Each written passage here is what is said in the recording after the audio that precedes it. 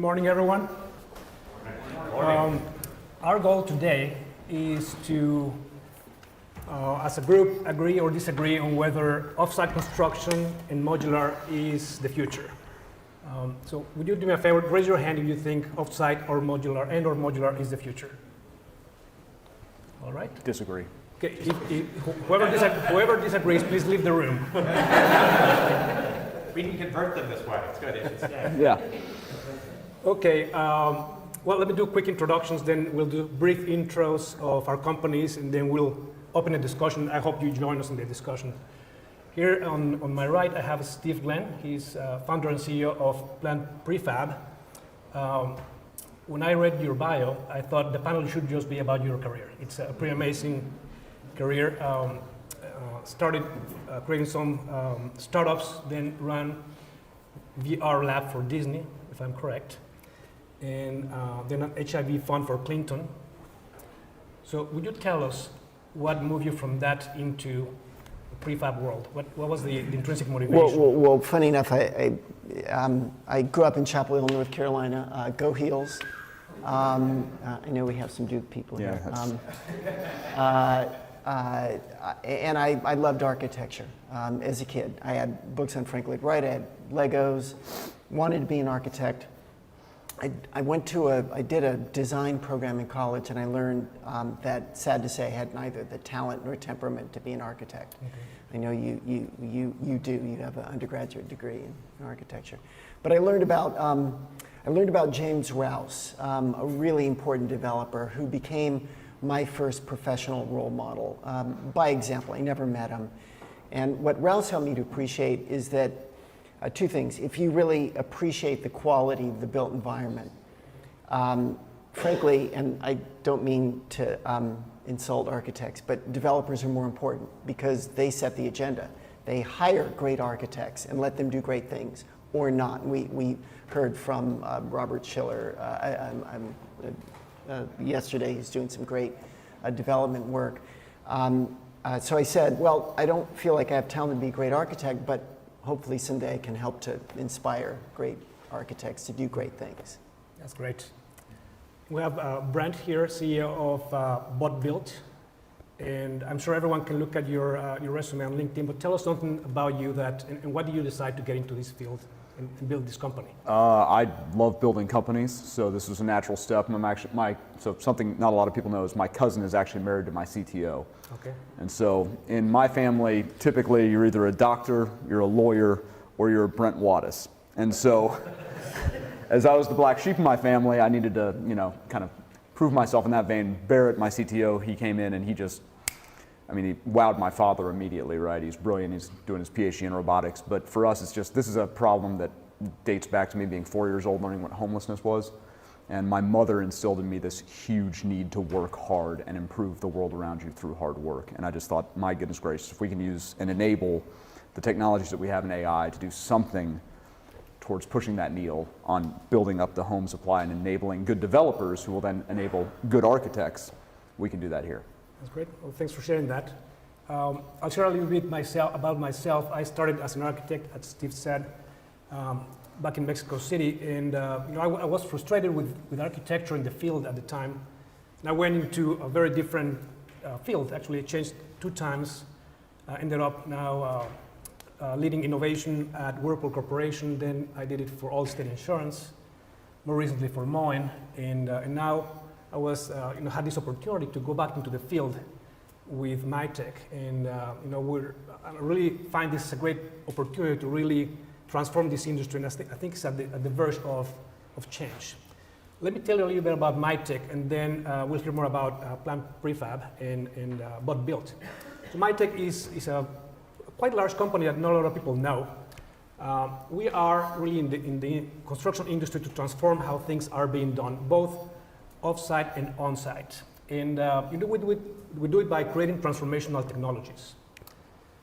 Really, it's a combination of engineered products, services, automation. Comprised of manufactured panels, and then we have a separate line where the mods go down. We put in millwork, we put in final finishes, plumbing and electrical. That gets wrapped along with the kitted mods, and to give you some sense, In general, there are 4 to 5 panels for every mod in our project. So this is one of those homes for the Lake Tahoe project. And with this factory, we'll be doing much larger multifamily and then serving the entire West Coast. And we'll build 2 more to serve the rest of the US over the next number of years. So that's what we're doing. And I'll just quickly end by showing you examples of some of the kinds of stuff that we've done. This is a first LEED Platinum multifamily project, or a townhome project in Los Angeles, LEED Gold multifamily project in Venice. This is our first student housing project that's in Berkeley. That was from start of construction to end 9 months. This is a townhome project in Los Gatos. Some interior shots there. This is our first hospitality project for AutoCamp. We did a number of units for AutoCamp. This is by Yosemite. This is our first affordable housing project in California with Brooks Scarpa. Super honored to work with these guys. AIA Gold, just won the AIA's top design award. This is a multifamily project we're doing, Logan O'Harry in Los Angeles. One of my favorite architects, does really great work. This is a hospitality project we finished in Winter Park, Colorado. So they're finishing the site work. We finished each unit is 800 square feet, it's 2 mods, and then 19 panels to give you an idea of, again, that ratio. That's from above, and then we'll finish it off with the Tahoe project that I mentioned. So anyway, look forward to the discussion. Thank you. So we'll also love to hear about what built and what you guys are trying to achieve and what's your strategy. Really quickly, I've opened my mouth enough at this conference, so I'll keep it brief. Really, Bot Built kind of takes the approach that both of you have, and the reason I'm just firm supporters and believers in both of these groups are doing. I think MiTek is an up-and-coming company that bought out by some old guy named Buffett. I believe in a lot of the stuff he invests in. He does a decent job. And Planet Prefab, the idea that we have leaders actually looking at technology to embrace a more sustainable future matters a lot. We're taking the same principles applied, we just do it on a more, what we would use flexible manufacturing and mass customizable scale. So we take an AI process, take any 2D plan, turn it into a 3D module that can actually turn into robotic code automatically. So we take the human out of that element, so we can go from PDF to robotic code in a couple hours, and then the robots that we have use customized tools that we've built ourselves when we 3D print and actually are able to put together different types of wall panels and home components to ship out to the site, because the benefits obviously are huge when you can take a lot of that labor and put it on robotic arms rather than on the constantly disappearing labor source that we see out there right now. Do you do that off-site or in your own facilities or both? So we currently do it off-site, and we're currently now working on some on-site tech that will allow our robots to actually be what we call factory at the foundation, just a nice little right there where it needs to be. For larger scale developers, with our software, it enables us to take on any plan. So if rather than having communist style, 7 homes for the whole nation and that's it, which a lot of people have thought would be the future of modular in construction, we take the theory that every home is a snowflake. Architecture matters, art matters. People should feel inspired by the space that they live in, and they should not have to compromise on the price that they pay to live in a space that's inspiring. So for us, the ability to take any plan, scan it in, and have it built at a site, even in a 5,000 home community, reduces that shipping cost, reduces obviously the shipping impact on the environment as well, and moves forward. But for now, we ship just from factory to site. Okay. So Brent, since we're with you, let's take a step back and just think about the benefits that off-site construction or modular offer to the industry. In your mind, what are those key pillars that drive these? We can go back to B school, right, and just talk about cost, quality, speed. So for me, cost is a big factor. Labor rates are only going to go up, and fewer people swing hammers now than ever before. We in America have been constantly dependent on this, surging wave of immigration to take care of it on the labor side of construction. That is a pool that is disappearing. I worked in Southcom as my AOR for years in special operations. All the kids that want to come to America want to do the same thing my daughters do. That's write content for social media companies, right? Sorry, the labor pool is diminishing. So as trades decrease, the cost goes up, and we need to have supplementation there. As far as speed goes, I think you put it best, right? They're able to put together these homes. And I don't know if you noticed this, but in one of the homes that he showed in his video there, it was built on a snowy turf area, which, if you guys know anything about building in the Northeast or in Canada, I think Canada has 7 good build days a year, if I'm correct. I don't know. I'm from Arizona, so forgive me. It matters a lot when you can put up these homes very quickly. And then the quality for us in robotics, I'm a man of hubris. I love to think that I can do everything super duper well, and just when you put me nailing up against a robot, the robot's just going to do it better every time. We have the precision and the data set that can tell us exactly where each nail was placed in every home that we build, how it was placed, whether or not it hit proper in the stud or not. There's so many different data points that we can be drawing from that it just matters when you have robotic precision as the quality going into your build. Thank you. Steve, you've been at this for some time, and I don't know if I'm right or wrong, but you probably entered this market with something in mind in terms of the benefits that this could bring into consumers in the ecosystem in general. As you've been at this and evolved, what have you observed in terms of what are the real benefits of these approaches? Yeah, so let me start with what are not always the benefits: cost. Sadly, in our market, we're trying to make great design more accessible.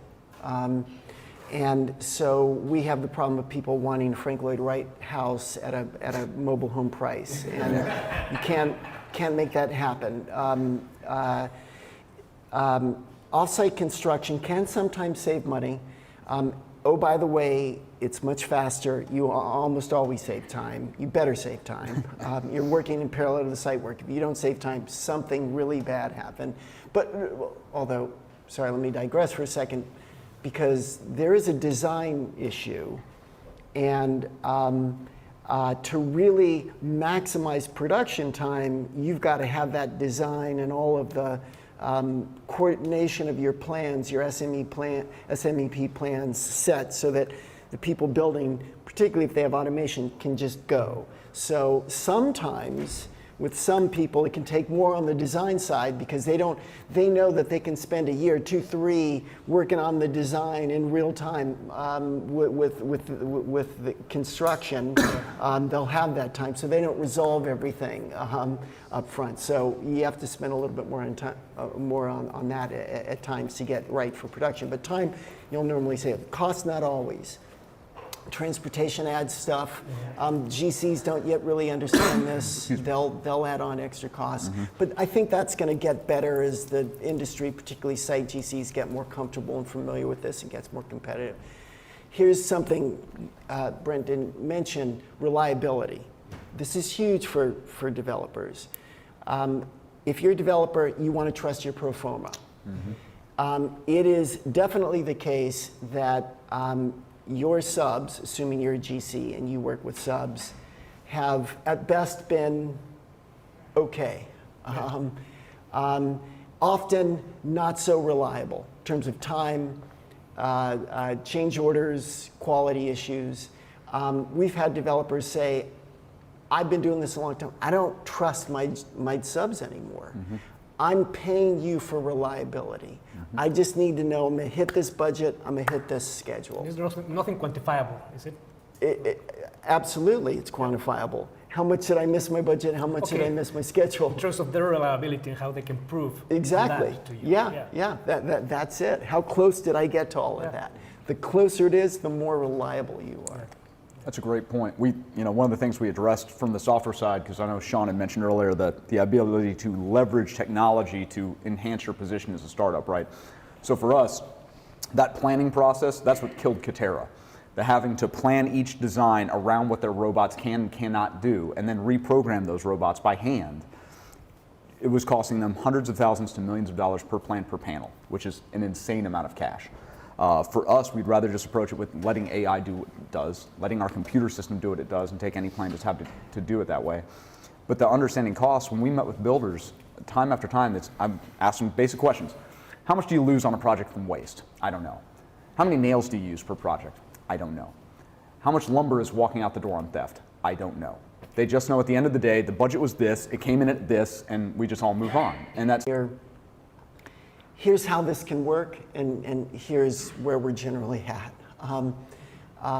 Most people come with designs, hopefully at a schematic level, but sometimes at DD, sometimes you've even done engineering, and that's more problematic. Particularly if you're dealing with people that have automation. Because again, things have to be designed for manufacturing. They have to be designed in a particular way. They have to be engineered in a particular way. As those of us who are doing this become more successful and the benefits more well known, architects and engineers will start to work in a way that is more collaborative, that's more iterative before you move to production, where you're clarifying and coordinating plans and getting all that done before you actually press go, which is not what happens in this industry. Yeah. By the way, it happens in Europe more. Interestingly enough, prefab is much more ubiquitous in Europe and in Asia than here. So that's going to be a change in workflow and processes that will come for sure. And when it happens, now we'll also start to see cost always as a benefit. Yeah. So you talked about that flow change, and it's definitely a mindset change. Yeah. To what extent do you keep that into consideration in your own process to keep flexibility in the process as long as you can? Is that something that you have thought about, and how do you actually enable that in a process like this? Well, we're going long on this game. So we actually developed an AIA accredited course that we teach architects. We've got a VP and a group who is focused on architects. We are planting the seeds. We're teaching them how to do design for prefab. Yeah. By the way, it won't just benefit us. You're welcome, competitors, but that's okay. There's plenty. I don't believe this is a winner-take-all market, like by any It's too sense. big for that. But in a $450 billion market, that's just the residential side. You can be a rounding error and be a multi-billion-dollar company. So that's the good news. Yeah, excellent. So you mentioned, how far Europe and Asia are on this. I'd love to hear both of your perspectives in terms of what is going to be the tipping point in the US to really start adopting this approach, and what are the barriers that are not allowing us to achieve that?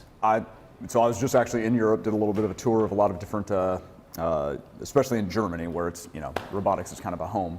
By the way, if you don't use KUKA arms, it's a robotic arm, please don't mention that to anyone in Germany because they'll just hate you. That's the experience I got. I use FANUC and ABB primarily. Little nerd point there from Brent. Europe thinks about things much differently than we do because they've been subsidized for so long by governmental programs for this. So whereas they have built up, I look at a lot of the German builders that were over there as just a lot of Kateras. And Katera was subsidized by and large by Masayoshi-san and by SoftBank just dumping money in. When you're dumping money into something like that, it can last longer than it should. And so when I would talk to German engineers and German robotic lines, especially in Ulm area, about what do you do when a new plan comes in, or what do you do if you need to produce 5,000 more homes, their answer is just build another line and make it bigger and make it bigger and make it bigger. And all that has a cost. And you're cooling these rooms with these 600 to 1,000 foot lines just to build a wall panel. And so I think Europe is way ahead of us as far as, hey, this system works. They're way behind us in the ability to think through software-based solutions to hardware problems. And so whereas I'm seeing a lot of the up-and-comers in robotics coming and looking at this, how can we actually leverage AI, leverage a learning network to build better plans from the plans that are existing? And you're approaching that right, because we all know that high-end customers have a few change orders typically before things come in, right? You have to be able to plan ahead for that. But Europe's behind in that regard, that we're starting to think forward on software. Europe's also behind that they've had a heavy reliance on the cement-based process. As that market contracts a little bit, we're going to have to see some things shift and change there. But what we can learn from Europe is just the market acceptance of prefabrication as an option. Yeah. I'll be quite blunt, as a person that's bought a lot of homes in my day, you tell me modular or volumetric, and I think trailer park, right? That is my instinct market brain just right there.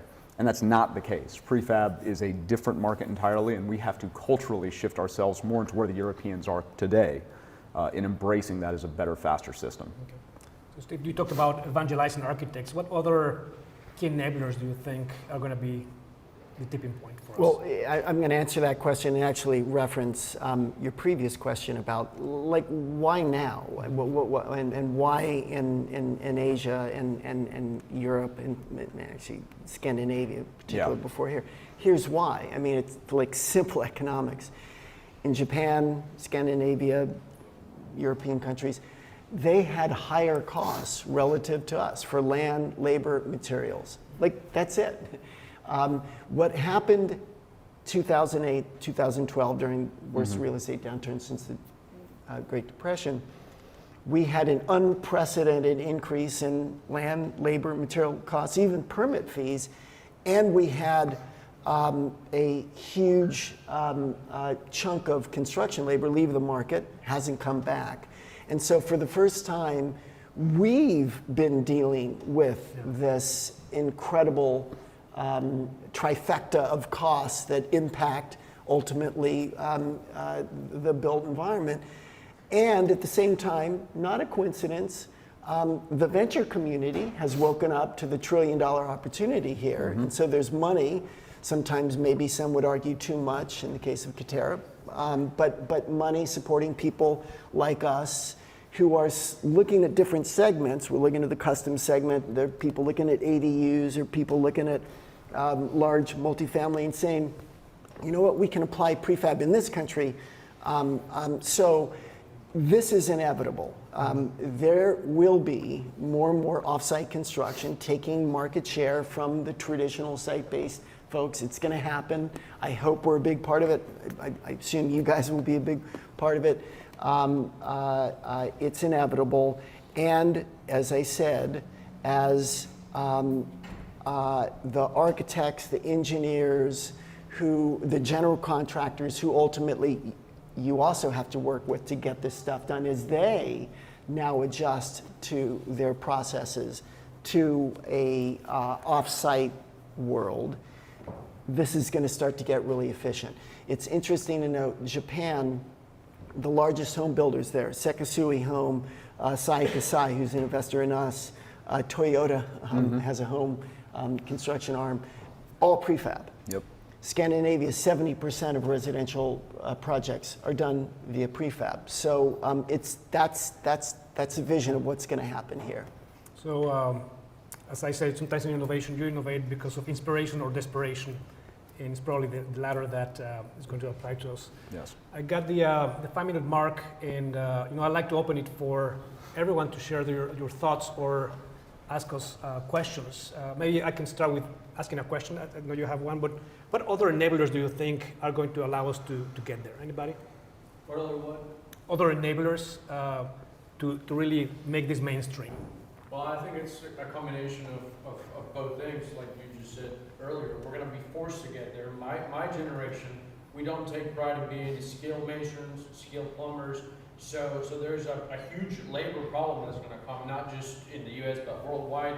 In the U.S., the problem is, what you touched on earlier, is the stigma that we have. We societies, when we collectively decide to make normal or not. Thousands of years ago, all of us were running naked around the jungles, and if you wore clothes, you were crazy. Today, it's the other way around, right?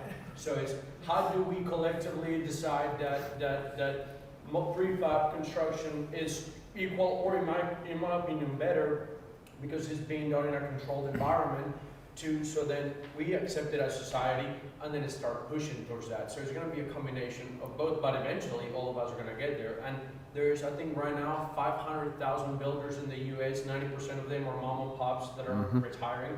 They don't have a succession plan.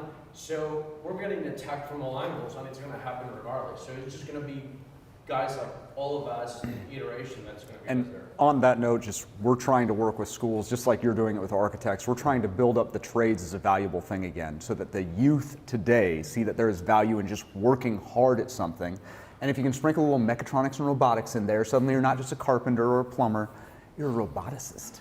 And it changes the way that they view and they frame those things. We put labels on things. My father is a gastroenterologist. If you guys know what that is, it's disgusting. Okay, it's gross. He is a plumber.